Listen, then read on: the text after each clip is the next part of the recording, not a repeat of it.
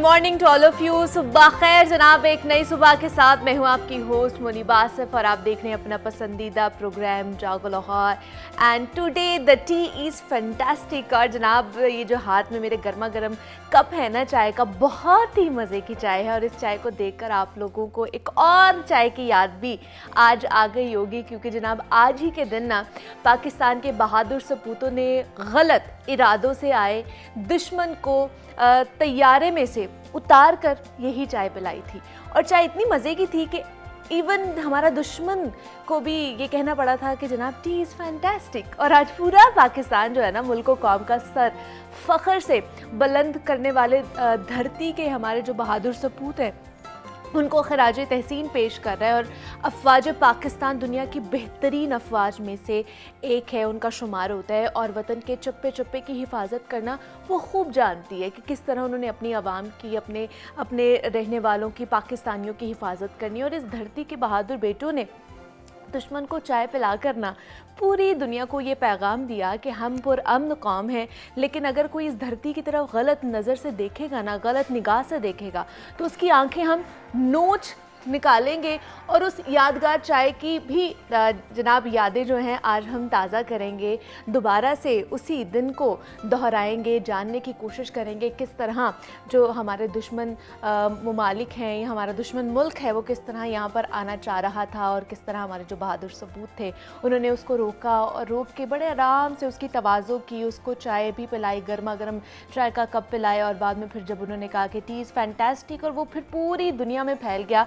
और मेरे ख्याल से पूरी दुनिया से लोग आएंगे जनाब पाकिस्तान के सिर्फ और सिर्फ चाय पीने के लिए। तो आज जो 27 फरवरी है ना, वो हिस्ट्री में लिखा जाएगा कि किस तरह हमने हमेशा की तरह दुश्मन मुल्क के जो नापाक इरादे थे उनको हम लोगों ने शिकस्त दी और उनको भागने पर मजबूर कर दिया। तो आज का दिन बड़ा अच्छा है, टी इज़ फैंटास्टिक होनी चाहिए। मेरे पास तो टी इज़ फैंटास्टिक है और आप लोगों के पास भी होनी चाहिए। और साथ ही साथ हमारा आज का आप प्रोग्राम भी देखें, बहुत अच्छी चीज़ें आज भी हम डिस्कस करने जा रहे हैं। जनाब अब बढ़ते हैं अपने अगले सेगमेंट की तरफ और आज हम बात करने वाले हैं अना परस्ती के हवाले से, क्योंकि अना हमारे अंदर कह लें कि इतनी ज़्यादा बढ़ती जा रही है और ये एक ख़तरनाक नफ्सियाती मर्ज़ भी बनता जा रहा है। और अना परस्ती की वजह से ना इंसान मुनाफिक, झूठा और गैर शफ़ाफ भी होता है।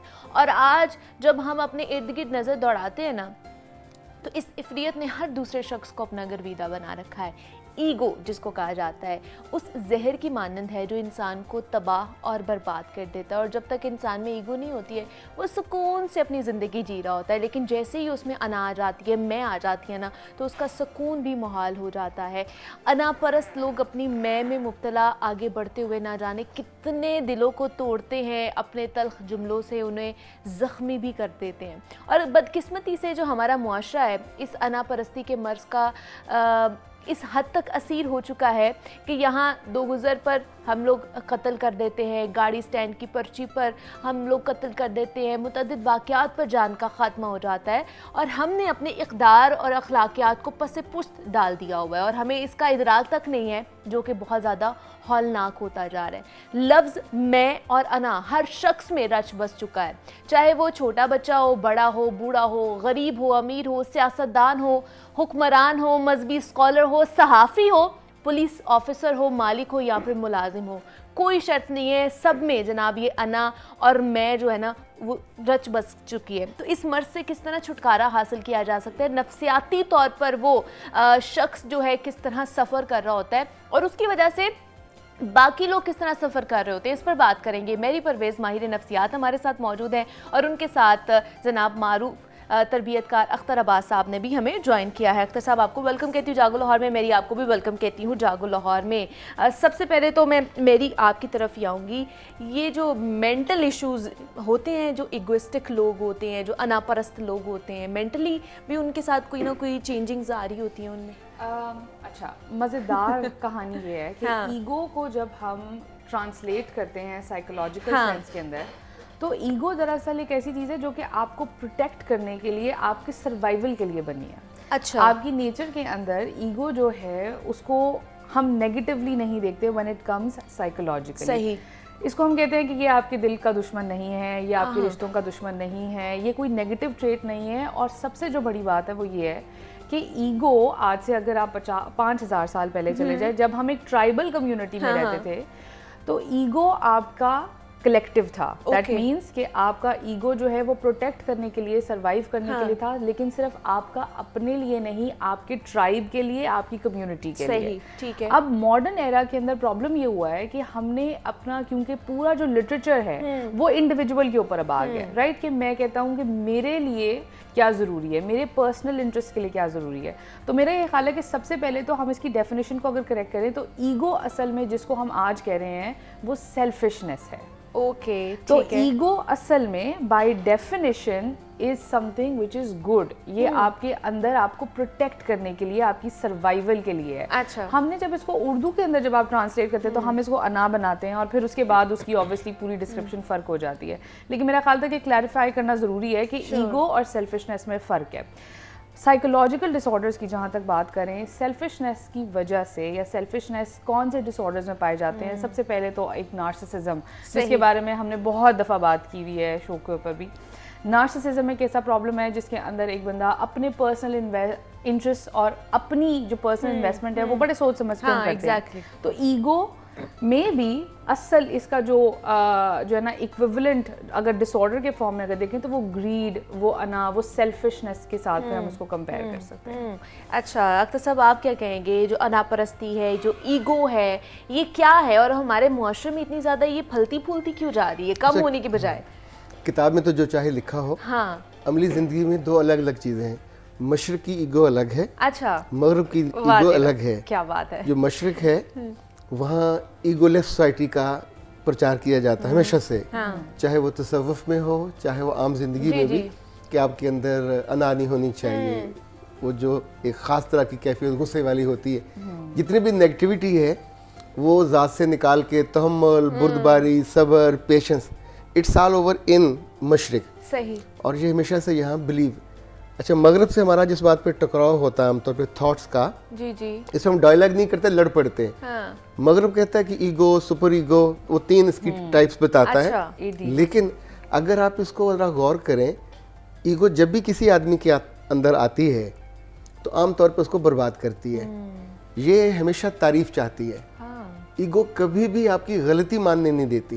सही। अभी देखें जितने बड़े बड़े प्लेयर्स हैं, जब उनके अंदर वो गलती करते हैं उन्हें काट दिखाया जाता है, चाहे वो 6 फुट का लंबा, उस वक्त वो खाने को दौड़ते हैं, उस वक्त उनकी ईगो हर्ट होती है। सबका तमाशा बनता है, चाहे वो टेबल टेनिस में हो, चाहे फुटबॉल में हो, क्रिकेट में हो, चाहे वो गवर्नमेंट में हो, हर कहीं ऐसे ही है। अच्छा, वो जो उस वक्त तो आंखें बाहर निकलती हैं और लफ्ज तलख निकलते हैं, तो उनको फाइन भी होते हैं, जुर्माने भी होते हैं। जी। हमारे यहाँ जब ईगो हम देखते हैं प्रैक्टिकली, तो सबसे ज़्यादा दिल ईगो से टूटते हैं। हमारे घर ईगो से टूटते हैं, हमारे रिश्ते ईगो से टूटते हैं, इवन हमारी नौकरियाँ ईगो की वजह से जाती हैं। जी जी। यानी लफ्ज़ एक छोटा सा है पर इस जालिम के इतने कांटे हैं कि जिसके साथ लग जाए ना उसको तो बिल्कुल छील के रख देता है। जिसके अंदर ईगो ज़्यादा होती है, मुझे तजर्बे से अंदाज़ा हुआ कि उसके अंदर तकब्बर भी ज़्यादा होता है, उसके अंदर एहसास कमतरी भी ज़्यादा होता है। अच्छा। इन बात ये होता है कि आप अपने एहसास कमतरी को, आपको पता होता है मेरी कमी क्या है, मिसिंग्स क्या है, गैप्स क्या है, ग्रे एरियाज क्या है, तो आप उसके लिए अपने आगे एक ख़ास तरह का झूठा लेयर, एक मुहाफ़िज़ खड़ा करते हैं। मैं बड़ा इगोइस्टिक हूँ, मैनू ना कुछ कहीं, हाउ डेयर तुमने मुझको कह दिया, तुमने मेरी बात को रद्द कैसे कर दिया। एग्जैक्टली। अब देखें दफ्तरों में हम बार बार, बॉसेस को हर बात का तो इल्म नहीं होता, वो कोई आसमान से उतरी मखलूक तो नहीं है, उनके मातहतों को बात चीज़ों का ज़्यादा इल्म होता है। अच्छा, इस तरह स्टूडेंट्स को बात चीज़ें वो पढ़ के आते हैं और टीचर को इल्म नहीं होता, जब वो जवाब नहीं दे पाती तो अल्लाह माफ़ करे उस वक्त वो देखने वाला मंजर होता है, ऐसी की तैसी फेर देती है। तो ये जो फॉल्स ईगो है, ये बुनियादी तौर पे कम करने वाली, रोकने वाली, ये पॉसिबल है कि इसको देखें, जैसे पानी है, जब भी हदों से बाहर आएगा तो तबाही मचाता है, फसलें बर्बाद करेगा, लोगों की जानें ले लेगा। तो ईगो, अभी जब आप इंट्रो में बता रहे थे कि ज़रा सी बात पे जो आप बड़े आराम से, मतलब तुमने मेरे आगे से गाड़ी क्यों निकाल ली, वही ना, एग्जैक्टली, तुमने मुझसे बेहतर क्यों ले ली, तो उस पे जो अंदर आप खुद से हर्ट हो रहे होते हो, यानी अपना बनाया हुआ आपका एक असूल है कि आई एम द बेस्ट, तो you are not the best. आप खुद तय कर रहे हो कि I am the best, I am on the top, you can not decide that. Society will decide, या जो भी नॉर्म्स हैं, ट्रेडिशन है, कोई कंपटीशन का एक लेवल है, गेम का असूल है, वो तय करेगा ना कि बेस्ट कौन है। बेस्ट कौन है, आपके बिल्कुल, कद बिल्कुल। से, आपके रंग से, हाँ आपकी जी। नस्ल से कैसे तय कर दिए जाए कि तुम चूंकि फलां बरादरी से हो, तो तुम जो तो हो, तुम्हारी best ईगो हो। ईगो के आगे हम हाथ बांध के खड़े हो जाते हैं एंड वी सरेंडर। अच्छा, खवातीन में ईगो निस्बतन डर की वजह से कम हो जाती है सही, और सहम जाती हैं, जहाँ से उनकी क्रिएटिविटी भी खराब होती है। क्योंकि Even प्रेशर बहुत होता है pressure ना, होता है। फैमिली का प्रेशर, सोसाइटी का प्रेशर, रिश्तेदारों का प्रेशर, यही प्रेशर हमें ले मारते हैं। प्रेशर ही प्रेशर होते हैं। अल्लाह माफ करे, प्रेशर कुकर ना वो कम प्रेशर होता है। इस प्रेशर में हाँ, आप सोचना बंद कर देते हो, खुश Exactly, रहना बंद कर जी, जी, देते हो, बिल्कुल। जीना बंद कर देते हो, और बेचारियों की बाद में जो क्वालिटी ऑफ लाइफ है वो disturb होती लिटरली है, वो destroy काबिल हो रहम हो जाती जाती है उस एक जाहिल की वजह से, जो कम पढ़ा लिखा है, जो कभी कभी कम अकल भी होता है, कम शक्ल भी होता है, मेरा कम ख्याल है कि कम पढ़े लिखे होने से ज्यादा कम अकल, दैट्स द, क्योंकि हमारे पास कोई डिटर्मिनेंट नहीं है ना हाँ। कि कितने आप पढ़ाई होगी, कौन सा आपका बैकग्राउंड होगा, तो तब आप एक डिसेंट शख्स जो है वो बन बनते सकते हैं। अच्छा, बहुत से ऐसे मैंने पढ़े लिखे भी लोग देखे हैं जिनमें ईगो यहाँ तक आई हुई होती है, बिल्कुल, जो समझते नहीं है किसी को कि हम, हमारे अलावा कोई है ही नहीं है। अच्छा, अब वही दोबारा से देखें, हाँ। हम जब भी ये बात कर रहे हैं तो हम एरोगेंस को, सर ने जैसे मेंशन किया, हम इनसिक्योरिटी को, अना हाँ, जो हाँ। है वो इतने इसके डिफरेंट एस्पेक्ट्स है, मतलब इसका एक अम्ब्रेला हमने टर्म बना दी ईगो, और हम इसके अंदर अगर देखा जाए तो हम एग्रेशन को भी डाल रहे हैं, हम रूडनेस को भी डाल रहे हैं, हम इनसिक्योरिटी को भी डाल रहे हैं। देयर वाज अ रिसर्च, और उस रिसर्च में उन्होंने बताया कि एक स्केल के ऊपर अगर एक साल के दौरान एक बंदा अपने उस स्केल के अकॉर्डिंगली ये रिपोर्ट करता है कि उसके अंदर सेल्फिशनेस या ईगो की जो अच्छा। क्वालिटीज या ट्रेट्स जो हैं वो एग्जिस्ट करती हैं, तो उसके अगले साल के अंदर वो लोनलीनेस को प्रेफर कर रहा है, या वो अकेले रहने को प्रेफर कर रहा है, अच्छा। Not loneliness, being alone, Okay. अकेलेनेस को प्रेफर कर रहा है। व्हाई? क्योंकि उसको लगता है कि मैं अपने लिए काफ़ी हूँ। वो जो वेस्ट और ईस्ट का जो डिस्क्रिप्शन है, मेरा ख्याल है कि वो भी बड़ा इंटरेस्टिंग है, क्योंकि वेस्ट हमें बार बार हमारा कॉन्फ्लिक्ट कहाँ पे आ रहा है ना, हमारी सोसाइटी क्यों इतनी कंफ्यूज्ड हो गई है, क्योंकि हम लोग बेसिकली तो हम कलेक्टिविस्ट सोसाइटी थे, और हमने उसको इंडिविजुअलिज्म को अपने अंदर जो है ना Adopt कर लिया हमने, अडॉप्ट हाँ। नहीं, हम उसको चाहते हैं कि वो इनग्रेन हो जाए हमारे अंदर। हम कहते हैं यू फॉर यू हैशटैग, है ना, मैं अपने लिए काफ़ी हूँ, हमें किसी की ज़रूरत नहीं है, दोस्तों की ज़रूरत नहीं है, काम करना है आपने अकेले ही करना है। ये सारी चीज़ें जो हैं वो अडेप्टेड तो हम किसी हद तक कर रहे हैं उसको, लेकिन अगेन क्योंकि आपकी फैमिली सिस्टम, अभी तक आपका जो सोशल फैब्रिक है वो अभी भी प्राइमरीली उसी तरफ, उसकी जो खिंच कहते हैं ना, वो खिंच हमारी उसी तरफ है कि हम कलेक्टिविस्ट हैं, हम लोगों के साथ रहना चाहते हैं, क्योंकि आपकी बाय नेचर आपको जनरेशन्स जो है ना, आपका जो डीएनए है उसको चेंज होते होते 9 जनरेशन्स लगती हैं। तो DNA goes till 9 generation, so that means कि अगर मेरा बाप गांव से है और उनकी जो वैल्यू सिस्टम है अभी तक उनके डीएनए के अंदर कलेक्टिविज्म ही है, तो मैं जितनी मर्जी कोशिश कर लूँ मैं उस कॉन्फ्लिक्ट में ही रहूंगी जिंदगी के अंदर, and it will be passed on to the next generation. हम क्यों अब कभी आप सोचते हैं कि एक बच्चा है जो कि पता नहीं क्यों ऐसा है, और उसने डायरेक्ट उसके माँ बाप का तो एक्सपोजर ऐसा नहीं था, तो वो ये ऐसे क्यों बिहेव करता है? वो इसलिए ऐसे बिहेव करता है कि उसकी जो पिछली 7-8 नस्लें चल रही हैं, he is carrying those traits, वो डीएनए में आ रही है ना उसकी चीजें, वो ट्रेट्स आ रही है और हमें समझ नहीं आ रही होती। तो ये भी क्या आ सकती है हमारे डीएनए में? बिल्कुल आ सकती है, 2 तरीकों से। ये अना और ये पहली ईगो। बात ये है, आई थिंक कि बायोलॉजिकल जो चीज़ है उससे बहुत ज़्यादा ऊपर आपका इन्वायरमेंट और आपकी ऑब्जर्वेशन होती है। सही। एक बच्चा जितना ज़्यादा ऑब्जर्वेशन से सीखता है, चाहे वो लैंग्वेज है, चाहे वो उठना बैठना है, चाहे वो घर के तौर तरीके हैं, वो सब ऑब्जर्व कर रहा होता है। तो उसी तरीके से आपका बिहेवियर, स्पेसिफिकली इवन डिसऑर्डर्स भी, आप इमेजिन करें कि डिप्रेशन के अंदर हमारी प्रॉपर टर्म है कि लर्नड डिप्रेशन। मिसाल के तौर पे इफ़ माई ग्रैंड मदर, मेरी अगर दादी जो है वो, मैंने उनको हमेशा ज़िंदगी में देखा कि चुपचाप रहती हैं, आइसोलेटेड रहती हैं, मे बी वो डिप्रेस थी, लेकिन हमने कभी डायग्नोज नहीं किया उनको। अब मैंने वो जो पर्सनालिटी ट्रेट्स हैं अगर अडेप्ट कर लिए हैं तो वो मेरी नेचर का पार्ट बन गया है। तो डिप्रेशन इज नाउ लर्नड, तो आप अपने डिसऑर्डर्स को भी सीख सकते हैं और सीख के अडेप्ट कर सकते हैं और उनसे छुटकारा भी हासिल कर सकते हैं। अच्छा अख्तर साहब, फिर इस तरह के लोगों का, मतलब हमारा तो रोज़ वास्ता पड़ा होता है इस तरह के लोगों का जो इगोइस्टिक होते हैं, नापरस्त होते हैं, इर्द गिर्द फिर रहे होते हैं हमारे नज़रों के सामने, तो उनसे फिर किस तरह क्या छुटकारा हासिल किया जा सकता है? क्या करें उनका हम लोग, मतलब उनसे क्या डिस्टेंस मेंटेन कर ले या उनको अकेला छोड़ दें, क्या करें? अच्छा, वैसे हम फौरी तौर पे छुटकारे का सोचते हैं। Exactly, दुनिया से लोगों को मारा थोड़ी जा सकता है, डीएनए नहीं बदला जा सकता। सही, फूल में से कांटे नहीं निकाले जा सकते, ऐसे ही है, जो किन्नों है इसमें से खटास नहीं निकाली जा ऐसे सकती। ही है, इंसान की शख्सियत रब ने जिस तरह की बनाई है, इट्स अ कॉम्बिनेशन। सही, अच्छा, हम उसको एज इट इज़ लेने की बजाय हमेशा अपनी मर्जी के बाजू काटना चाहते हैं। लाइक ये ईगो जिसका हम जिक्र कर रहे हैं, ये अगर इसको पॉजिटिव और प्रॉपर एजुकेट कर दिया जाए तो ये आपकी खुददारी बन जाती है, ये आपको गुनाह से, गलती से बचाती है, आपको लेट डाउन नहीं करती।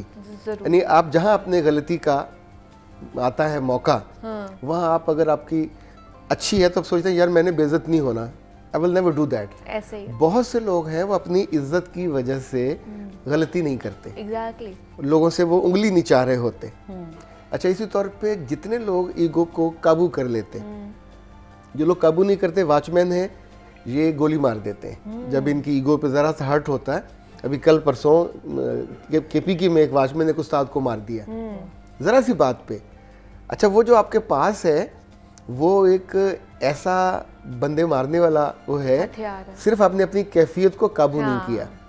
जो बंदा अपनी ईगो को संभाल लेता है, मैंने हमेशा उसको दिल पजीर होते देखा। देखें, फिल्म स्टार्स हैं, क्रिकेटर्स हैं, सबकी ईगो बड़ी तगड़ी होती है, कई किलो की होती है, बिल्कुल, लेकिन जो अपने फैंस के साथ हम्बल होते हैं, क्या उनकी रिस्पेक्ट ज्यादा नहीं होती है? क्या उनके लिए वो बहुत सारा प्यार आता है, बहुत सारा प्यार आता है। इवन कल वो एक मोटा खिलाड़ी आजम जब खेल रहा था, अच्छा, उसका लोग बहुत मजाक उड़ाते थे, मीमें बनती थी, पर ही कंट्रोल्ड। उसके बाप ने कहा, मैंने मोइन का इंटरव्यू देखा, उसने कहा मैं उसके कमरे में गया तो वो भरा हुआ था, जो गालियां लोग उसको निकालते हैं उसके मोटापे को। अभी उसने 97 स्कोर किया। अच्छा, अगर आप उस पर रोने लग जाएं कि मेरे हर्ट हुआ, इंसल्ट हुई, तो आप बिल्कुल फिर मरने की तरफ चले जाते हैं। और अगर आप उसको अपनी ताकत बनाते हो तो फिर आप दिलपजीरी की तरफ जाते हो, सही, पॉजिटिव वे में ले लेते हो, पॉजिटिव वे में जाते हो। ठीक है, ये आपके साथ है। आप जैसे घर की दीवार है, आप उसको बहुत ऊंची कर लें तो और तरह से होती है, हाँ जी, नीची कर लें तो और तरह से होगी। अना अंदर है, ये रहनी है, ये सबके अंदर है मेरे ख्याल से। ये अगर आप इसको अपनी जिद बना लें तो आप अपनी शख्सियत का जैसे जैसे 10 मंजिला बना लें, 20 मंजिला बना लें। और अगर आपने कच्चे में रहना है तो ओके फाइन, फिर सारे कुचल के गुजर जाएंगे। इगोइस्टिक आदमी को कोई मोहब्बत नहीं करता, मैंने कभी करते देखा नहीं है, और वो खुद भी नहीं करता, वो खुद भी मेरे ख्याल से अपने आप से नहीं कर रहा होता। मेरा ख्याल वो जितने ये सड़े हुए होते हैं और गुस्से तरक्के जो लोगों में बैठे भी, तो आप उनके साथ दोबारा बात नहीं करना चाह रहे होते, तो इनके अंदर हमेशा होता है। ये जो पुरानी खवातीन का मुझे नहीं अंदाजा, हमने कभी ये रिसर्च की नहीं कि वो डिप्रेशन में थी या क्या उनको हुआ। पिछले दिनों एक रेफरी के बारे में एक नफ्सियात की रिसर्चर ने रिसर्च की पूरी ज़िंदगी पे, तो उसने कहा कि मेरी ज़िंदगी में ईगो के वर्स्ट चीज़ें देखने का मुझे बार बार मौका, इवन जब मैं गलती करता हूँ तो गलती मानने का दिल नहीं करता, हालांकि इल्म तक मुझसे गलती हो गई। जिसको मैं कार्ड दिखाता हूँ उसको इल्म होता है कि उसने गलत की है, ब्लंडर मारा है, उसने रूल्स को डेविएट किया, लेकिन उसकी ईगो, और वहाँ पे फिर बदमज़गी भी होती है। जैसे जैसे कुछ अंपायर्स हैं, चाहे वो क्रिकेट के हो, दूसरी जगह, पता कुछ लोग उनको खाने को दौड़ते हैं, उनके साथ मिसबिहेव करते हैं, जो उस वक्त सह जाता है वो ठीक रहता है। अच्छा, बाज वो जाके जहाँ रिटायरिंग रूम में बैठते हैं, मुझे याद है एक ज़माने में बैट से वो इसने शीशे तोड़ दिए थे, अपना वो एग्रेशन निकालते हैं। जर्मन के बादशाह ने जब हमारे खिलाड़ियों को गले में डाले थे सेकंड तमगे और हम हार गए थे मैच फाइनल में, तो शहनाज शेख ने उसको जूते की नोक पे रख के घुमाया था। अच्छा, दैट वाज ईगो। उसके बाद हम दुनिया में बैन हो गए, हम मतलब बरसा बरस बैन रहे, हमारी हॉकी यहाँ से यहाँ पे गई। ये जॉन मैकेनरो वगैरह, आप उसका कुछ जिक्र भी नहीं करता। ही वाज सो इगोइस्टिक कि जरा सा वो हार जाता था तो वहीं वो, क्योंकि आपकी ईगो आपको ले बैठी ना, जहाँ पे आपने उसको बर्दाश्त कर लिया आप कामयाब हो गए, जहाँ पे आपने उसको अपने ऊपर हावी होने दिया आप बर्बाद हो गए। यही सारी चीजें। जाते जाते मेरी लास्ट कमेंट आपसे लेना चाहूंगी, क्या ईगो का अगर मैं अगर ऑपोजिट अगर उसके एंड पे देखूं कि अगर ईगो है और अगर आपने अपने आप को प्रिवेंट करना है कि आप ना ईगोइस्टिक हो, हम अपने अंदर थोड़ा डिटेक्ट भी करें उस चीज़ को, तो मेरा ख्याल है कि जो सर की भी कॉन्वर्सेशन थी वो self control and then more importantly mindfulness कि अभी इस प्रेजेंट मोमेंट में मैं ऐसा क्या कर रही हूँ जो कि सेल्फिश हो सकता है, एरोगेंट हो सकता है, एग्रेसिव हो सकता है, नॉन एम्पैथेटिक हो सकता है। तो ईगो और उसके ऑपोजिट एंड पे एम्पैथी है। तो अगर आप ईगोइस्टिक अपने आप को डिटेक्ट करते हैं, किसी को करते हैं, तो मे बी एम्पैथेटिक ट्रेट्स उसमें डाल दें। अच्छा, आखिरी बात, जी जो लोग मोहब्बत करते हैं उनमें ईगो निस्बतन कम होती है। एग्जैक्टली। जो नफरत करने वाले उनमें ज्यादा होती है। अच्छा, जो लोग सजदा ठीक करते हैं, सजदा ईगो खत्म करता है बेशक, पर कभी कभी सजदा आपके अंदर ईगो भी पैदा नहीं। अगर आपको ये जोम हो जाए कि मैं बहुत इबादत गुजार हो गया हूँ, तब भी आप बहुत वो अल्लाह माफ करे, वो भी एक दो धारी तलवार बनती है। हालांकि वो आपको आपकी ईगो को बैलेंस करने के लिए बहुत शानदार टूल होता है। वही है ना कि आप किस तरह उन चीज़ों को लेकर चल रहे हो, प्रिसीव किस तरह कर रहे हो, ये बड़ा ज़रूरी है हमारी ज़िंदगी में। मेरी परवेज़ माहिर नफ्सियात और हमारे साथ अख्तर अब्बास साहब मौजूद थे, मारूफ तरबियतकार है। सर बहुत शुक्रिया आपके वक्त का, और मेरी आपका भी बहुत शुक्रिया कि आप यहाँ पर आए। और जनाब, ईगो इश्यूज़ के हवाले से हम बात कर रहे थे कि किस तरह हम अपने ईगो इश्यूज़ को कम कर सकते हैं और इससे हम अपने आप को भी बचा सकते हैं और अपने रिश्तों को भी बचा सकते हैं। यहाँ पर एक छोटी सी ब्रेक लेते हैं, मिलते हैं इस ब्रेक के बाद।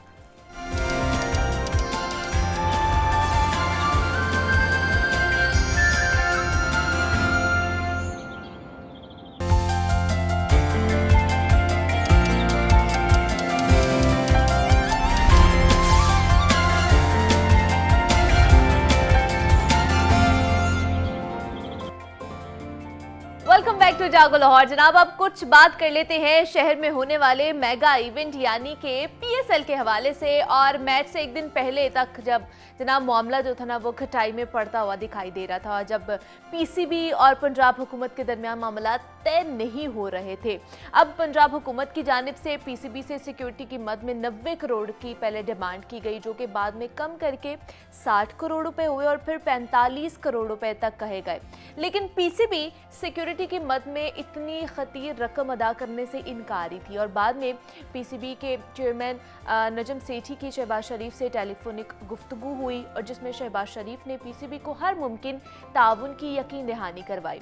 और क्रिकेट शायकीन के लिए अच्छी खबर अब ये है कि जनाब PCB और पंजाब हुकूमत में जो मामलात है वो तय पा चुके हैं, जिसमें PCB ने सिक्योरिटी की मद में 10 करोड़ रुपए अदा करने की हामी भर ली है। तो लिहाजा शेड्यूल के मुताबिक तमाम मैचेस लाहौर में ही खेले जाएंगे। और अगर बात कर ली जाए दूसरे मरहले के पहले मैच की, जो कि कल खेला गया है कज़ाफ़ी स्टेडियम में, जिसमें लाहौर कलंदर्स और पेशावर ज़ल्मी आमने सामने थे, उनका टाकरा हुआ। लाहौर कलंदर्स ने पहले बल्लेबाजी करते हुए, बैटिंग करते हुए पेशावर ज़ल्मी के लिए जनाब 241 रन का पहाड़ खड़ा कर दिया था और जिसके जवाब में पेशावर ज़ल्मी ने जारहाना बैटिंग से आगाज़ किया, लेकिन दरमियान ने ओवर्स में ना एवरेज को वो लोग बरकरार नहीं रख पाए, जिसकी वजह से उन्हें नाकामी का सामना करना पड़ा और 20 ओवर्स के इख्तिताम पर 9 विकेट्स के नुकसान पर 201 ही रन बना सकी।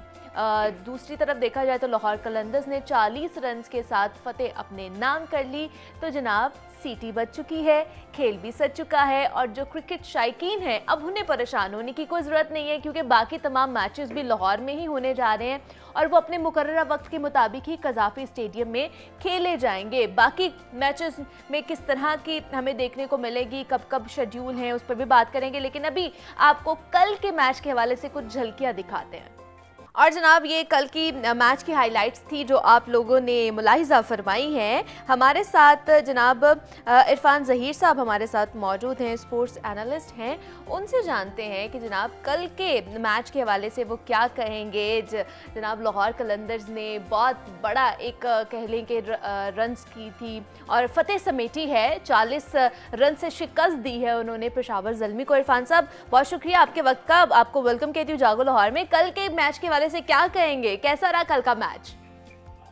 जी बिल्कुल, तक देखा जाए तो लाहौर के अंदर लास्ट टाइम की चैंपियन है और उन्होंने अपनी ग्रेजुअली हर मैच में बेहतर से बेहतर परफॉर्मेंस शो कर रहे हैं। कल की बात करें तो कल 2 इंक्लूजन थी उनकी टीम में, एक तो सैम बिलिंग की इंडक्शन थी और दूसरा फिर हमने देखा कि लास्ट मैच के अंदर अब्दुल्ला कामरान गुलाम की जगह अब्दुल्ला शफीक को डाला गया। अब्दुल्ला शफीक हमें मालूम है कि पाकिस्तान की टेस्ट स्क्वाड का परमानेंट मेंबर है और लास्ट ईयर लाहौर के अंदर ने उनको पिक किया था। बट कुछ वो हेल्थ इश्यूज की वजह से नहीं खेल पा रहे थे। बट जैसे ही वो टीम का स्क्वाड बने तो आपने देखा कि पूरी टीम की कम्प्लेक्शन चेंज हो गया और टॉप ऑर्डर भी जिस तरह फखर पे बहुत ज्यादा बैंक कर रहे हैं, फखर ने एक दफा फिर साबित किया कि वो one of the best batter है और पीएसएल के अंदर उनके जो परफॉर्मेंसेस है वो सबके सामने है।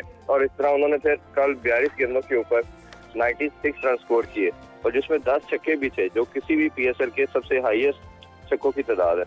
तो ये मेरा ख्याल है कि ओवरऑल एक कंप्लीट पैकेज हमें नजर आ रहा है लाहौर के अंदर की तरफ से। और जो हैरी ब्रुक का कमी थी, हमें लगता था कि कहीं ना कहीं हैरी ब्रुक नहीं है इस दफा और लाहौर के अंदर को इसमें बैटिंग लाइन के अंदर डेंट पड़ेगा, हफीज नहीं थे, वो सैम बिलिंग ने काफी हद तक और अब्दुल्ला शफीक ने वो कमी को पूरा किया। अब वो ग्रेजुअली हम जब देख रहे हैं कि लाहौर के अंदर का जो मोमेंटम है, जो शेप अप है टीम का, वो बहुत बेहतर होता चला जा रहा है और मेरा ख्याल है कि वो one of the best contender फिर है इस दफा इस टूर्नामेंट के हवाले से देखा जाए।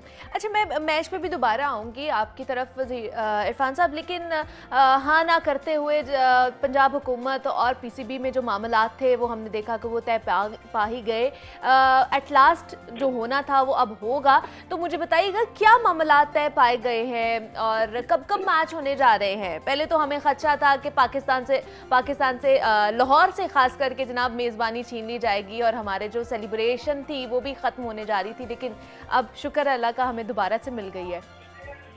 लाहौर देखिए सबसे बड़ा स्टेक होल्डर है। अगर इन टर्म्स ऑफ व्यूअरशिप की बात करें तो लाहौर ये सबसे ज्यादा मैचेस को एंजॉय करने आते हैं और जितना स्टेडियम के अंदर स्पेक्टेटर्स होते हैं उतने ही बाहर भी होते हैं। हाँ जी। तो ये तो हमें हर दफा देख चुके हैं। अनफॉर्चुनेटली लास्ट तो सीजन भी इंटरनेशनल जो हुई जिसमें इंग्लैंड की और फिर न्यूजीलैंड की, वो भी वेदर की वजह से लाहौर में नहीं की गई। इसके 2-3 फैक्टर से, एक तो पैसों की मदद की बात तो की जा रही थी, दूसरा आप भी लाहौर से है तो आप देखते होंगे कि जो कलमा ट्रैफिक है वो काफी डिस्टर्ब है आप अंडर कंस्ट्रक्शन की वजह से, वो जो अंडरपास बन रहे हैं। ये भी एक फैक्टर था, अंडर कंसिडरेशन था कि आपकी जो ट्रैफिक सारी है वो गुलबर्ग में एंट्रेंस के लिए जो वे यूज किया जाता है वो गद्दाफी स्टेडियम पे किया जाता है। हाँ जी। और जब वो मैचेस के लिए या प्रैक्टिस के लिए भी इवन टीम्स आती हैं तो सारी की सारी ट्रैफिक चोक कर जाती है उस एरिया की और पूरा फिर वो लाहौर की ओवरऑल उसका सारा इंप्रेशन पड़ता है। आपकी बाकी सराउंडिंग एरिया के ऊपर भी प्रेशर आ जाता है ट्रैफिक का। तो खैर एनीवे वो डिस्कशन डेडलॉक 2-3 दिन से चल रहा था। जो फ्रेंचाइजीज हैं वो सबसे बड़े स्टेक होल्डर हैं, वो कहते हैं कि हमें हर चीज में पैसे देने पड़ते हैं, हमें प्रॉफिट हो नहीं रहा और आप हर दफा हमसे पैसों की डिमांड करते हैं। तो उनका बड़ा क्लियर स्टांस था और उनके मौकफ की ताकीद भी की पीसीबी ने फिर इस दफा। तो फिर खैर अच्छा चीज ये है कि कल सेठी साहब डिप्लोमेटिक पर्सनैलिटी हैं, उन्होंने दोबारा फिर पीएम साहब शहबाज शरीफ साहब से बात की, उन्होंने फिर यकीनदानी दिलाई कि जो हम मैक्सिमम कर सकते होंगे करेंगे इस हवाले से। उन्होंने फिर इसमें सिर्फ लाइट्स की मद के अंदर सिर्फ पीसीबी और पैसे अदा करेगा, रिमेनिंग सिक्योरिटी और फूड जो अलाउंस के तौर पे पैसे मांगे जा रहे थे वो पंजाब गवर्नमेंट बेयर करेगी। तो एक अच्छा साइन है क्रिकेट के लिहाज से कि आपको क्रिकेट होना जरूरी है और आपके तमाम जो सिटीज हैं, जो स्टेक होल्डर्स हैं, उन सबकी इन्वॉल्वमेंट भी इसमें शामिल होनी चाहिए। और ये चीजें मेरा ख्याल है कि पहले ही एमिकेबली सेटल डाउन हो जानी चाहिए, ना कि वो खबरों की जीनत बने और पहले हाइप क्रिएट हो और उसके बाद आप जब सब जगह ढोल बजे फिर उसके बाद आपको समझ आए कि क्या करना है। तो ये मेरा ख्याल है चीजें पहले बहुत टाइम से पहले कर लेनी चाहिए। मेरे ख्याल से इस तरह के जब ये चीजें आती हैं, हाईलाइट होती है, मीडिया में आती है, तो कहीं ना कहीं हमारे खिलाड़ियों की भी फिर जो एक मोटिवेशन लेवल होती है वो भी कम होना शुरू हो जाती है। जो शायकीन क्रिकेट है उनकी भी मोटिवेशन कम हो जाती है कि पता नहीं होना है या नहीं होना, या आगे जाके क्या होने वाला है। अरे देखिए, इसमें एक चीज नहीं होती, इसमें प्लेयर्स हैं, फिर आपके व्यूअर्स हैं, फिर आपके बिजनेस इन्वॉल्वमेंट है, फिर आपकी अगर आप लाहौर की बात करें तो लाहौर की बेल्ट को आपको पता है 7 बड़े सिटीज भी लगते हैं। जी जी। इसमें कसूर है, शेखुपुरा है, गुजरावाला तक जाता है, फिर उधर सियालकोट के लोग भी आते हैं। तो ये सारे आपको सिर्फ लाहौर ना देखें, आप ये देखेंगे इधर से लोग भी सराउंडिंग सब एरिया से आते हैं। और ये चीजें बड़े टाइम पहले, आपका पीएसएल एक सबसे बड़ा ब्रांड है, कमोडिटी है, ये चीजें पहले एमिकेबली सेटल होनी चाहिए, ना के बाद में जब पड़े। आपको याद होगा कि पिछले साल फ्रेंचाइज वाले पैसों के मामले में हाई कोर्ट में ले गए थे पीसीबी को। हाँ जी। और फिर हाई कोर्ट ने सजेस्ट की पीसीबी की कि आप अपने मसले खुद क्यों नहीं हल करते, हर मसले के लिए आप क्यों कोर्ट में आते हो, उनके ग्रीवियस सुने, उनके कंसर्न सुने और उसको सेटल डाउन करें। तो पॉइंट ये है कि आपको वक्त से पहले अपनी चीजों को सेटल डाउन करना चाहिए। अच्छी मैनेजमेंट का काम ही यही होता है। अगर वो, मेरा ख्याल है इसमें तो बर्डन उतना ही जितना पीसीबी पे आता है उतना ही पंजाब गवर्नमेंट में भी आता है। लो कि वी ऑल नो कि वो अभी निगरान सेटअप है, सब कुछ है, बट चीजें रैशनलिज्म के ऊपर बेस करनी चाहिए। अकली तौर पे आपको देखना चाहिए, गेज करना चाहिए क्या चीजें होनी चाहिए, और जो एंड में हुआ यही बनता था।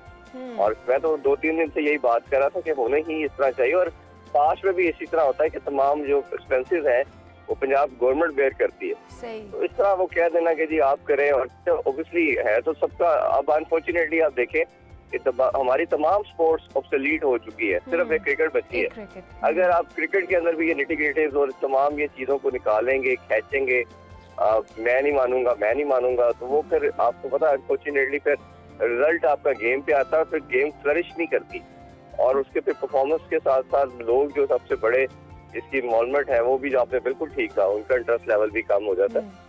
तो ये मेरा ख्याल है फिर इंटरनेशनल मीडिया को आप क्या मैसेज दे रहे हैं कि हमारे पास 10 करोड़ नहीं है, 20 करोड़ नहीं है, और हम बात करते हैं कि दुनिया में नंबर 1 हमारी PSL बन चुकी है। तो ये मैसेज बहुत बुरा जाता है। तो घर की चीजों को मेरा ख्याल है घर में सेटल डाउन करना चाहिए, बैठ के पहले करना चाहिए, ना कि एक दूसरे पे ब्लेम गेम खेल के उसको हाईलाइट करना। एग्जैक्टली, ना के मंजर आम पर लेकर आनी चाहिए। अच्छा, आज भी इरफान साहब लाहौर कलंदर्स ने खेलना है इस्लामाबाद यूनाइटेड के साथ, आज उनका टाकरा होने जा रहा है। कल तो अच्छी खासी शिकस्त दे दी है पेशावर ज़ल्मी को, 40 रन से शिकस्त दी है लाहौर ने। तो आज के मैच के हवाले से क्या प्रेडिक्शन है आपकी, कौन जीतेगा, कौन हारेगा? मतलब हार जीत तो चलती है, बैटिंग लाइन किस तरह की आपको लग रही है दोनों टीमों की, बॉलिंग लाइन किस तरह की लग रही है? देखिए लाहौर की तो हमने बात की कि बड़ा बॉलिंग तो उनकी शायद PSL की सबसे जितनी भी टीम्स है सबसे बेस्ट है, बैटिंग भी उनकी काफी अच्छी पैकेज बनता चला जा रहा है। बट आप बिल्कुल कहीं भी निगलेक्ट नहीं कर सकते इस्लामाबाद यूनाइटेड को, ये एक डार्क हॉर्स है। मैंने बिल्कुल प्रोग्राम के ये PSL के स्टार्ट में कहा था कि ये डार्क हॉर्स है, क्योंकि इसकी कॉम्बिनेशन है इस्लामाबाद यूनाइटेड का, सारे के सारे बहुत बड़े पावर हिटर है। हमने रिसेंटली आजम खान की इनिंग देखी, कप्सल देखी, मनरो देखा, इनके पास एक के बाद एक ऐसा हिटर है, आसिफ अली है, कि जो सारे के सारे बहुत बड़े पावर हिटर है, और इनमें कोई एक भी खड़ा हो जाए तो सिंगल हैंडली गेम को अवे ले जाता है। और शादाब की कैप्टनसी बड़ी जबरदस्त जा रही है, वो हमेशा थोड़ा सा यूनिक चीजें कर रहे हैं, आउट ऑफ द बॉक्स चीजें कर रहे हैं, जो कि उनको थोड़ा सा एक्स्ट्रा एज दे रहे हैं। और इसी तरह उनकी बॉलिंग लाइन अभी थोड़ी रीजनेबल है, बट बॉलिंग थोड़ी सी मुझे वीकर लिंक नजर आती है। बट हसन अली ने जिस तरह के 1-2 मैचेस में परफॉर्म किया वो उनके लिए अच्छा साइन है। तो मुझे कहीं ना कहीं लगता है कि ये टीमें का जो मुकाबला हमें देखने को मिलेगा आज बना सब बेस्ट होगा। और एक अच्छी चीज ये है कि लाहौर के अंदर हमें ड्यू देखने में उस तरह नहीं आई जिस तरह मुल्तान के अंदर और कराची में हम देख रहे थे कि ड्यू फैक्टर आ रहा है। तो ये उसकी वजह से अब क्या होगा कि अब जो टीमें टॉस जीतेंगी, जो नहीं आती, वो पहले बैटिंग को प्रेफर करेंगी, जबकि पास में आपने जितने मैचेस देखे 99% वो टीम टॉस जीती थी, वो चेस की तरफ जाते थे। तो अब ये भी स्ट्रेटजी को चेंज किया जाएगा। और कल भी हमने देखा कि उन्होंने लाहौर के अंदर ने टॉस जीत के पहले बैटिंग की और एक पहाड़ जितना टोटल लगा दिया। और एक और चीज, एक और इसमें इम्पोर्टेंट चीज ये है कि आप देखिएगा वो टीमें सर्वाइव करेंगी जिनके ओपनर परफॉर्म कर रहे हैं, जिनके ओपनर ज्यादा रन कर रहे हैं।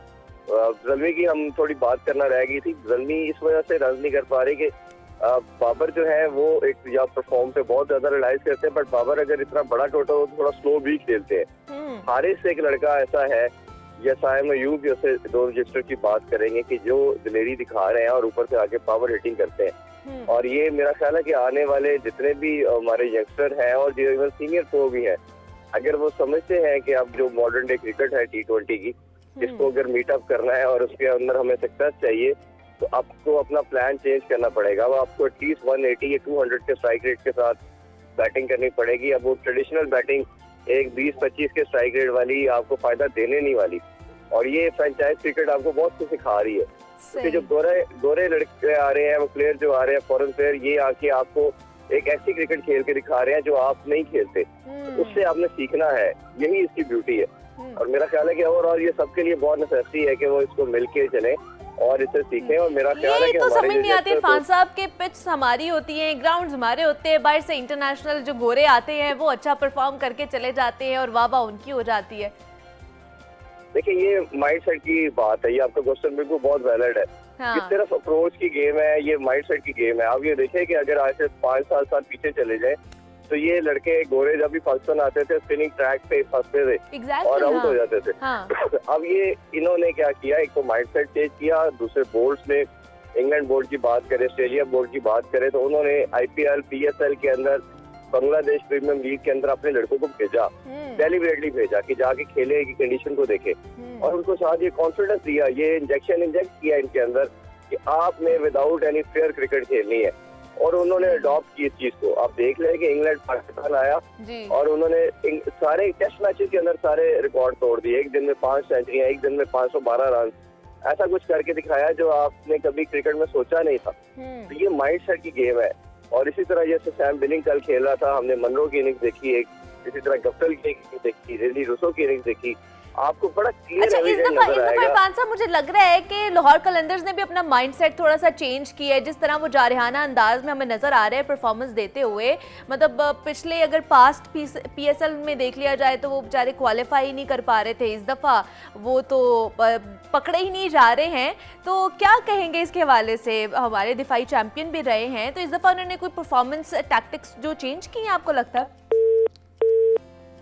जनाब राब्ता मुनक़ता हो चुका है। इरफान ज़हीर साहब स्पोर्ट्स एनालिस्ट हमारे साथ मौजूद थे, और जिस तरह वो बात कर रहे थे कि जनाब अपने हमें परफॉर्मेंस को बेहतर करने की ज़रूरत है, क्योंकि बाहर से जो इंटरनेशनल प्लेयर्स आते हैं वो आके यहाँ पर जनाब वाह वाह करवा के चले जाते हैं, अपना नाम बना कर चले जाते हैं। ग्राउंड्स हमारे होते हैं, पिचेस हमारी होती हैं, उनसे अच्छा हमें खेलना चाहिए। लेकिन फिर भी हमारी पाकिस्तानी टीम जो है बहुत अच्छा खेल रही है, पीएसएल हमारा है, टीम्स हमारी हैं, तो हम उनके साथ हैं। तुम जीतो या हारो, हमें तुमसे प्यार है जनाब, ट्रॉफी हमारे यहीं पे आनी है। और फिर भी हम लाहौर कलंदर्स जो है आज उनका पड़ाव होने वाला है इस्लामाबाद यूनाइटेड के साथ जनाब।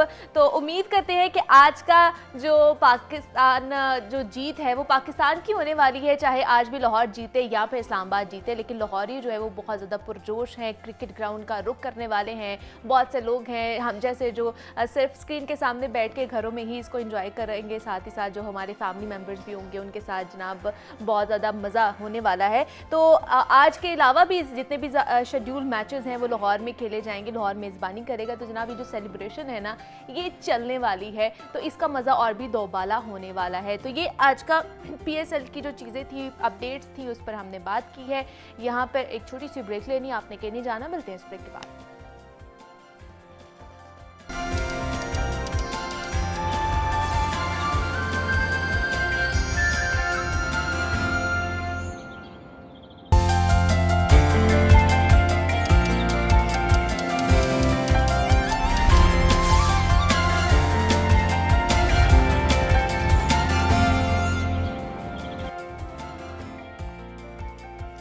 वेलकम बैक टू जागो लाहौर। जनाब अब कुछ बात हो जाए मुल्क की सियासत की। मुल्क में जारी सियासी और मौशी बहरान के पेश नज़र पीटीआई का मुतालबा है कि जल्द अज जल्द इलेक्शन की तरफ बढ़ा जाए, ताकि तमाम तर मफादात से बालातर होकर अवाम और मुल्क के बारे में काम किया जाए और सोचा भी जाए। उसके बरक्स देखा जाए तो पीटीएम जमातें बज़िद हैं कि अभी इलेक्शन नहीं करवाए जाएँ, और उसके मुख्तलिफ हरबे भी इस्तेमाल किए जा रहे हैं। लेकिन पीटीआई भी अपने मौक़िफ़ पर डटी हुई नज़र आ रही है, और इसी बिना पर इलेक्शन ना करवाने की वजह से इमरान खान ने जेल भरो तहरीक भी शुरू की है, जो कि पहले मरहले में देखा जाए तो जिसका आगाज़ 22 फरवरी को लाहौर से किया गया था, जहां तहरीक इंसाफ की मरकज़ी क़यादत समेत लगभग 80 के करीब जो अफराद थे उनकी गिरफ्तारी हुई थी। दूसरी जानिब अहम डेवलपमेंट ये हुई कि चौधरी परवेज़ इलाही ने अपने 10 अरकान के साथ काफ लीग को छोड़कर बाकायदा तहरीक इंसाफ में शामिल होने का फैसला कर लिया। अब देखना यह है कि हमेशा से मुफाहमत पसंद चौधरी परवेज़ इलाही के पीटीआई में शामिल होने के बाद इमरान खान के मामलात इस्टेब्लिशमेंट के साथ क्या बेहतर हो पाएंगे, क्योंकि हमने पिछले एक अरसे में खान साहब की जानिब से इस्टेब्लिशमेंट के लिए कोई सॉफ्ट कॉर्नर नहीं देखा है। और अगर बात की जाए कौमी असम्बली के मुस्ताफ़ी अरकान की, तो कौमी असम्बली के वो अरकान जो मुस्ताफ़ी हुए, स्पीकर की जानिब से उनका इस्तीफ़ा भी कबूल किया गया, ज़िमनी इंतखाबात की बाज़गश्त भी सुनाई दी गई, लेकिन फिर अदालतों की जानिब फैसला चला गया और वहाँ से फैसला आया कि कानूनी तकाजे पूरे नहीं किए गए, लिहाजा तमाम मेंबरान बहाल कर दिए जाएं। अब कानूनी नकात की बात कर ली जाए तो वो मेंबरान असम्बली तमाम तर कार्रवाइयों में शामिल नहीं हो रहे हैं। इस पर कानून क्या कहता है, उसके साथ साथ अगर कल होने वाले ज़िमनी इलेक्शन में देखा जाए तो जनाब मुस्लिम लीग नून और पीपल्स पार्टी को बुरी शिकस्त का सामना करना पड़ा है और पाकिस्तान तहरीक-ए-इंसाफ बड़ी लीड के साथ फातेह करार पाई है। इमरान खान का कल का बयान ये था कि जनाब न्यूट्रल्स सरकार इलेक्शन कमीशन के बावजूद मोहसिन लगारी कामयाब हुए हैं। तो मुल्की सियासी सूरत हाल कैसी होने जा रही है आने वाले दिनों में, उस पर नज़र डालते हैं। हमारे साथ इस वक्त नुमाइंदा लाहौर न्यूज़ लियाकत अंसारी साहब मौजूद हैं। जनाब बहुत गहरी नज़र रखते हैं पॉलिटिक्स के ऊपर और पॉलिटिकल सिचुएशन के हवाले से उनसे जानते हैं। लियाकत साहब आपको वेलकम कहती जाओ लाहौर में, कैसे हैं आप? बहुत शुक्रिया। लियाकत साहब परवेज़ इलाही के हवाले से तो आपसे बेहतर मेरे ख्याल से कोई नहीं जानता है जितनी आपकी नज़र है सारी पॉलिटिकल सिचुएशन पर। सबसे पहले उन्हीं के हवाले से बात करते हैं कि उन्होंने शमूलियत इख्तियार कर ली है पीटीआई में और हमने देखा है कि उन्होंने हमेशा मुफाहमत की ही सियासत की है। तो क्या अब उनके आने के बाद जो बयानियाँ हैं एंटी इस्टेब्लिशमेंट इमरान खान साहब का, क्या वो चेंज हो पाएगा? कुछ डेवलपमेंट नज़र आ रही है, दिखती है? देखिए, चोई परवेज़ इलाही का ये फ़ैसला बर वक्त है कि जो सूरत हाल पार्टी के अंदर जो शुजात के हवाले से इलेक्शन कमीशन का जो फ़ैसला था कि वो उन्हीं के जो है बॉडी को तस्लीम करते हैं, तो उसके बाद परवेज़ इलाही का ये फ़ैसला दुरुस्त समत में था कि उन्होंने तहरीक इंसाफ के वो इत्तेहादी थे लेकिन अब वो तहरीक इंसाफ में बाज़ाब्ता शामिल हो गए और इमरान खान ने भी उनकी बहुत उन्हें रिस्पेक्ट दी है कि उन्होंने पार्टी का मरकज़ी सदर उन्हें बनाने का एजाज़ देने का फ़ैसला किया है कि जो परवेज़ इलाही पार्टी के मरकज़ी सदर होंगे। गो इसमें कुछ दिन लग जाएंगे क्योंकि जावेद हाशमी के बाद जो पार्टी का आइन था उसमें कुछ तब्दीली हुई थी और सदर का ओहदा ख़त्म हो गया था। तो अब सदर का ओहदा दोबारा पार्टी आइन में शामिल करके तो जो परवेज़ इलाही को जो है वो उनको मुस्लिम लीग कायदे-ए-आज़म छोड़कर आने के बाद ये एजाज़ दिया जाएगा कि वो तहरीक इंसाफ के सदर होंगे। देखिए, एस्टेब्लिशमेंट की हद तक तो शायद कुछ चीज़ें उस तरह ना हों लेकिन मुस्लिम लीग नून की हद तक ये चीज़ें होंगी कि परवेज़ इलाही मुस्लिम लीग नून के अंदर तोड़ फोड़ की सलाहियत रखते हैं क्योंकि बुनियादी तौर पर तो वो भी मुस्लिम लीग ही हैं। नवाज शरीफ, शहबाज शरीफ इनके साथ उन्होंने बरस काम किया है। तो जो चोई परवेज़ इलाही हैं वो मुफाहमत से और मोहब्बत से सियासत करने पर यकीन रखते हैं। उनके दौर में कभी कोई आपको जब भी उनका दौर आया कोई इंतकामी कार्रवाई उस तरह के इक़दाम नहीं नज़र आए। वो तो ऐसे सख्त से सख्त ब्यूरोक्रेट जिनको कहा जाता है कि वो तहरीक इंसाफ के मुखालिफ थे, उनसे भी वो काम लेते रहे हैं। वो ब्यूरोक्रेसी में भी उनकी एक रिस्पेक्ट है क्योंकि उनका जो तरीका काम करने का है वो इस तरह का है कि उसमें सभी जो हैं उनकी बात मानते हैं। तो बहरहाल जो चोई परवेज़ इलाही हैं पार्टी की सदारत मिलने के बाद जब वो फ़ाल होंगे प्रैक्टिकली तो फिर यकीनी तौर पर वो पंजाब के तमाम सियासी हलके जो हैं MPs के MNAs के उनको टारगेट करेंगे, देखेंगे कि कहाँ कहाँ जो है वो कुछ लोगों की पार्टी में शमूलियत कराई जा सकती है या फिर मुस्लिम लीग नून को सियासी महाज पर कैसे कमज़ोर किया जा सकता है और PTI के साथ वो तोड़ जोड़ का सिलसिला भी हो सकता है। बिल्कुल जोड़ तोड़ करेंगे। चोई परवेज़ इलाही तो जोड़ तोड़ की सियासत के वैसे भी माहिर माने जाते हैं और वो कतई तौर पर जो है वो मुस्लिम लीग नून को ही टफ़ टाइम देंगे, ये बात तो एस्टेब्लिश है। लेकिन बाकी मामलात के हवाले से अभी भी कुछ इबहाम मौजूद हैं कि उस तरह नहीं हो सकते। वो चीज़ें जो हैं वो किसी और नहज पे जा रही हैं, इसलिए वो शायद उन चीज़ों पे जिसकी तरफ आपका इशारा है उस पर अभी शायद चोई परवेज़ इलाही डिलीवर ना करें। सही है। दूसरा ये हम देखते हैं कि जनाब पीटीएम को कह लें या फिर मुस्लिम लीग नून को, पीपल्स पार्टी को बहुत बड़ी शिकस्त हुई है कल पाकिस्तान तहरीक इंसाफ से। तो क्या लगता है आपको कि इसी नताइज की बिना पर जो पीटीएम है वो इलेक्शन की तरफ, आम इंतखाबात की तरफ नहीं जा रही है? बिल्कुल यही खौफ है पीडीएम को कि इमरान खान की जो इंतखाबी मकबूलियत है वो सब पर कह ले कि एक जो उसको सब पे सबकत है। देखा जाए तो पीडीएम ने जो है पीपल्स पार्टी और मुस्लिम लीग नून दोनों ने अलग अलग हिस्सा लिया। एक कैंडिडेट ने 55,000 वोट लिए हैं PMLN के और पीपल्स पार्टी के कैंडिडेट ने 20,000 वोट लिए हैं। लेकिन अगर इन दोनों को मिला भी लिया जाए तो जो 90,000 से ज़ायद PTI का वोट है फिर भी ये उससे शिकस्त है। लेकिन ये इलेक्शन जो है वो PTI ने बहुत बुरे हालात में लड़ा है। जी जी। मुकदमात PTI की क़यादत का कहना है कि 34 FIR इस ज़िमनी इलेक्शन में उनके जो वेल विशर्स थे या उनके सपोर्टर्स थे उनके ख़िलाफ़ दर्ज की गई। फिर कुछ लोगों के घरों को जलाया गया, फिर कुछ लोग जो थे सपोर्टर्स, उनकी फसलों पर ट्रैक्टर चलवा दिए गए। तो वहाँ पर जो पीटीआई का मौक़िफ़ है कि वहाँ पर पुलिस का बदतरीन इस्तेमाल हुआ है।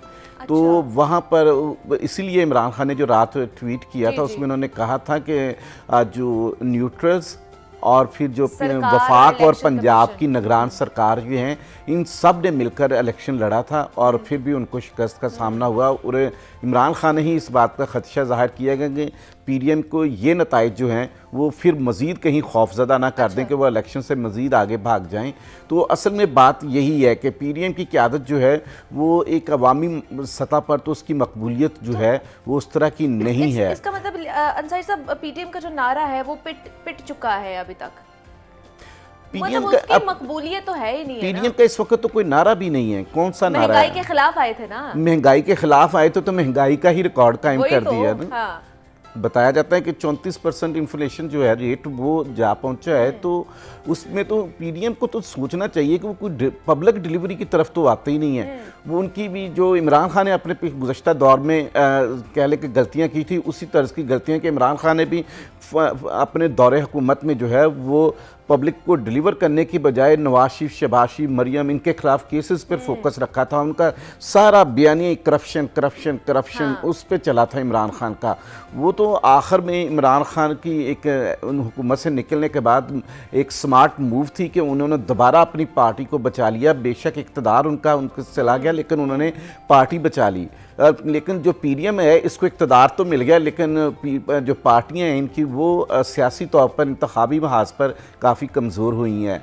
यही वजह है कि अब वो ज़िमनी इलेक्शन से भी नहीं हिस्सा ले रहे और पीडीएम ने यहाँ पर एक कह लें कि मुकम्मल जोर लगाया राजनपुर में। जितना मैक्सिमम अपने वसाइल, अपनी पुलिस फोर्स या जितना भी इस्तेमाल वो कर सकते थे अपनी सियासी ताकत का और इंतज़ामी ताकत का, वो उन्होंने किया है। अब ये निगरान सेटअप उस तरह का निगरान सेटअप नहीं है कि जो वाकई जिसे कहा जाए गैर जानिबदार है। तो ये तो वो सेटअप है जिसका फ़ायदा मुस्लिम लीग को मिल रहा है। देखें ना, जिस तरह मरियम नवाज हैं जब जाती हैं बाहर मुख्तलिफ अजला के दौरे कर रही हैं तो वहाँ पर जो उनका सिक्योरिटी प्रोटोकॉल है वो कितना गाड़ियों की एक लंबी लाइन है। दूसरी तरफ ये हाल है कि वुज़रा से गाड़ियाँ शहबाशी ने वापस ले ली हैं, पर सिक्योरिटी की गाड़ियाँ भी वापस कर दी गई हैं। और मरियम नवाज साहबा के साथ मतलब यकीनी तौर पर उनको एक मुनासिब सिक्योरिटी तो चाहिए, लेकिन जिस तरह की 30-35 गाड़ियों का अगर वहाँ से लेके वुज़रा से लेके उधर शिफ्ट कर दी गई हो प्रोटोकॉल के लिए। लेकिन जो भी वो स्टेप्स ले रहे हैं लोग समझते हैं कि नुमाइशी किस्म के स्टेप्स हैं, पब्लिक में उसका उस तरह का इम्पैक्ट जा ही नहीं रहा। पीडीएम से अब कोई बयानियां बन ही नहीं रहा। अच्छा, दूसरा सीट एडजस्टमेंट के हवाले से भी तो बड़ी खबरें आ रही है ना पंजाब में इलेक्शन के हवाले से कि ये भी अब मुश्तरका उन्होंने कहा है जी हम इलेक्शन भी नहीं लड़ेंगे यहाँ पर। ये देखें, अब पंजाब में तो मुस्लिम लीग नून को अपना ही शेयर देना है और पीपल्स पार्टी को देना पड़ेगा ना। अगर पीपल्स पार्टी मुमकिन है कि साउथ पंजाब में पीपल्स पार्टी के कैंडिडेट ने जो है जितनी पोजीशन पंजाब में पीपल्स पार्टी की कमज़ोर है उसके बरक्स पीपल्स पार्टी के उम्मीदवार ने 20,000 वोट लिया, अच्छा वोट लिया है एक। तो वो पीपल्स पार्टी चाहती है कि कम से कम साउथ पंजाब में तो मुस्लिम लीग नून के साथ सीटें एडजस्टमेंट करे। अब पंजाब में से जो भी शेयर देना है उसने अपनी रोटी जो है अपना नवाला देना है। मुस्लिम लीग नून ने पीपल्स पार्टी को, उसमें मुमकिन है कि पीएमएलएन की तरफ से मज़ामत भी हो कि हमें इतनी ज़्यादा सीटें एडजस्टमेंट नहीं करनी चाहिए। तो ये तो जब ये इलेक्शन का शेड्यूल अनाउंस होगा, जो सुप्रीम कोर्ट में केस आज से दोबारा शुरू हो रहा है, तो उसके बाद यकीनी तौर पर पीडीएम के इत्तेहादी कुछ ना कुछ सीटों पर तो एडजस्टमेंट करेंगे। लेकिन लगता नहीं है कि मुस्लिम लीग नून को बहुत ज़्यादा पीपल्स पार्टी को मतलब सीटें दे। वो उसमें जो तंजीमी सतह पर मुस्लिम लीग नून के उसके अंदर मज़ामत पाई जाती है कि ठीक है हमने पावर शेयरिंग की है तो उसमें हर एक का हिस्सा था इक़्तिदार बनाने में, उनको जिसका जितना हिस्सा था उसको उतना हिस्सा इक़्तिदार में मिल गया। लेकिन अब जो आम इंतखाबात हैं उसमें वहाँ पर सीट एडजस्टमेंट की जाए कि जहाँ मिलकर पीटीआई को शिकस्त दी जा सकती है, वरना अपने अपने कैंडिडेट। लेकिन ऐसे तो फिर तनाज़ात बढ़ते जाएंगे ना पीडीएम में भी, मतलब 13 जमातों का ये इत्तेहाद है और कहाँ फिर नून लीग जो है वो सीट एडजस्टमेंट करेगी। देखिए, नून लीग के पास तो जो ग्राउंड है वो सिर्फ पंजाब ही है उस तरह का जहां वो सीट एडजस्टमेंट के लिए उनसे कोई उन पर डिमांड होगी। अब पीपल्स पार्टी सिंध में तो नून लीग से उसको कोई एडजस्टमेंट की ज़रूरत तो नहीं है, क्योंकि पीपल्स पार्टी ने सिंध में बहरहाल अपने आप को संभाल के रखा हुआ है सियासी तौर पर। वहाँ जो भी कोई इलेक्शन होता है वो पीपल्स पार्टी वहाँ से पीपल्स पार्टी सिंध में निकाल लेती है। और ज़्यादातर कुछ खैबर पख्तूनख्वा में कुछ हो सकता है कि वहाँ सीट एडजस्टमेंट की बात हो, तो बाकी तो JUI जो है वो नून लीग से खुद बेहतर है बलूचिस्तान में और कुछ जो खैबर पख्तूनख्वा में, तो इसलिए ज़्यादा जो दबाव होगा वो पंजाब का ही होगा। तो पंजाब में अब मुस्लिम लीग नून मुझे नहीं लगता कि कोई बहुत ज़्यादा सीट एडजस्टमेंट में पीपल्स पार्टी को एडजस्ट करे। चंद एक सीटों पर हो सकता है जो पीपल्स पार्टी के मरकज़ी रहनुमा होंगे, मसलन अगर कमर जमा कायरा इलेक्शन लड़ता है तो उसको एडजस्ट कर लिया जाए, उसके साथ सीट एडजस्टमेंट कर ली जाए, या फिर इधर गिलानी ख़ानदान का कोई शख्स लड़ता है, मखदूम अहमद महमूद के ख़ानदान का कोई इलेक्शन लड़ता है, तो ये बड़े बड़े जो पीपल्स पार्टी के नाम हैं उनकी हद तक मुस्लिम लीग नून सीट एडजस्टमेंट कर सकती है, लेकिन ज़्यादा इम्कान नहीं है कि बहुत ज़्यादा अपनी सीटें कुर्बान पीपल्स पार्टी के आगे कर दें। अच्छा, दूसरा अंसारी साहब, हम देख रहे हैं कल जैसे बिलावल भुट्टो जरदारी ने भी बयान दिया है अपनी तकरीर में अदलिया के ख़िलाफ़। उसके अलावा हमने देखा कि जनाब मरीम नवाज़ ने भी कहा कि जी अदलिया के ख़िलाफ़ उन्होंने बयान दिया है। बिलावल जरदारी ने कहा है जी उनके ख़िलाफ़ भी कानून जो है वो एक जैसा ही होना चाहिए, कार्रवाइयाँ होनी चाहिए जजेस के ख़िलाफ़, अदलिया के ख़िलाफ़। तो अब इनके ख़िलाफ़ नहीं कोई तौहीन अदालत लगती या आइन की कोई शिक लगती है? मतलब यहाँ पर कोई एक आदमी कोई ट्वीट ही कर दे तो उसको भी पाबंद सलासल कर दिया जाता है, जेल में डाल दिया जाता है।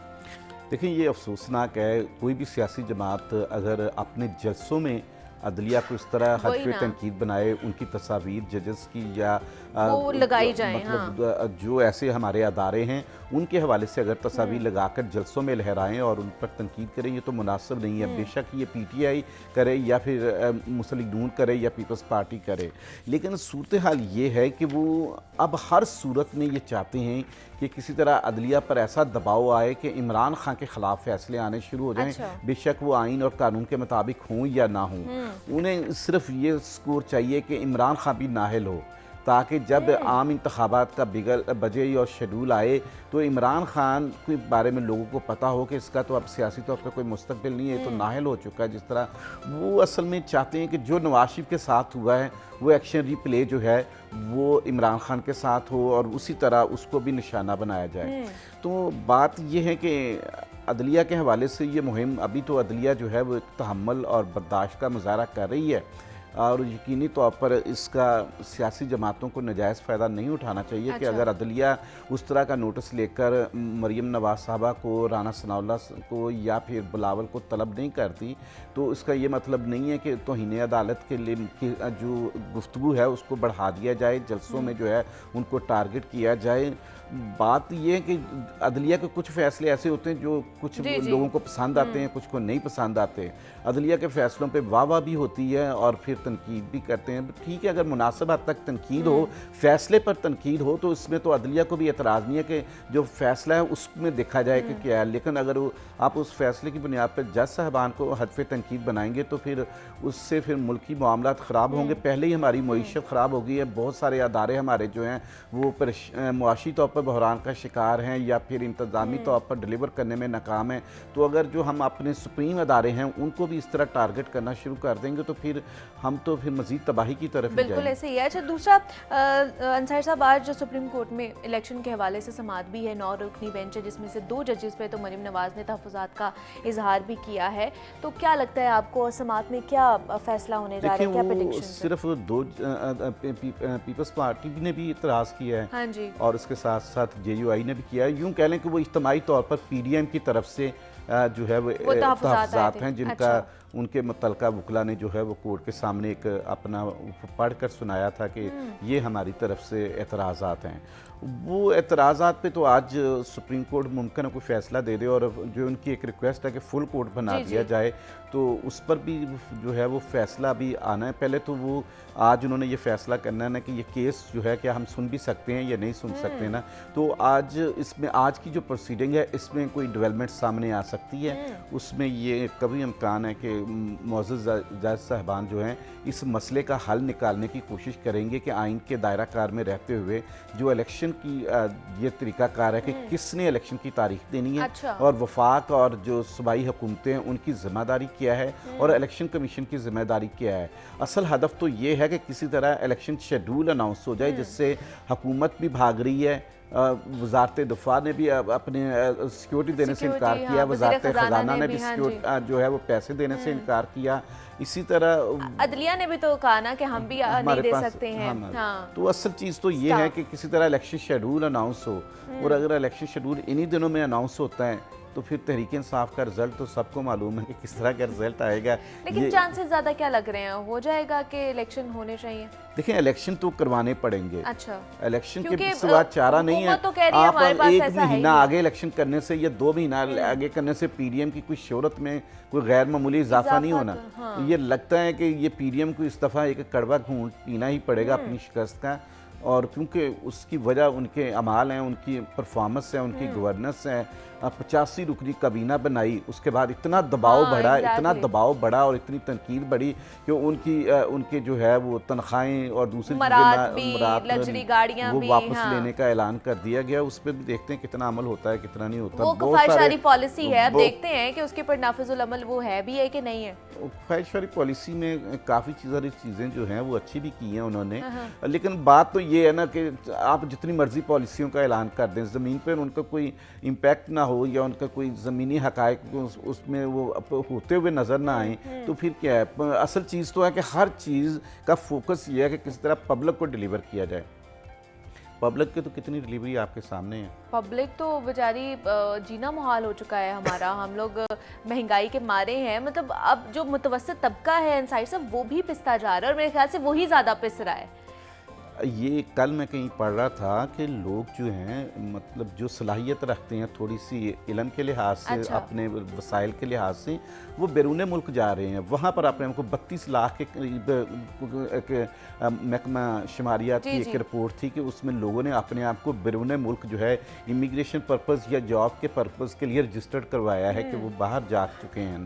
तो ये सूरत तो है कि अब अगर लाख 1.5 लाख या इतनी सैलरी वाला बंदा भी मतलब अपने आप को परेशान महसूस कर रहा है, तो 20-25 हज़ार वाला बंदा वो तो गुजारा कैसे कर रहा है, वो तो उसका तो दुनिया में ही इम्तिहान है। बेशक बेशक ऐसे ही है, और जब से पीडीएम आई है हम सबका ही इम्तिहान लिया जा रहा है। अब देखते हैं जनाब कि ये इम्तिहान कब तक चलता है। हमारे साथ लियाकत इंसाइट्स नुमाइंदा लाहौर न्यूज़ हमारे साथ मौजूद है। लियाकत साहब बहुत शुक्रिया आपके वक्त का। और ये सारी जनाब सूरत हाल थी सियासत की कि क्या चल रहा है और आगे क्या होने वाला है। आज सुप्रीम कोर्ट का फैसला आएगा तो जनाब उसमें अहम डेवलपमेंट सामने आएंगे, और उसके बाद देखते हैं कि इलेक्शन के हवाले से क्या समात में प्रोसीडिंग होती है। यहाँ पर मुझे आपने इजाज़त देनी, अपना बहुत सारा ख्याल रखेगा। कल आपसे मुलाकात होगी। अल्लाह हाफ़िज़।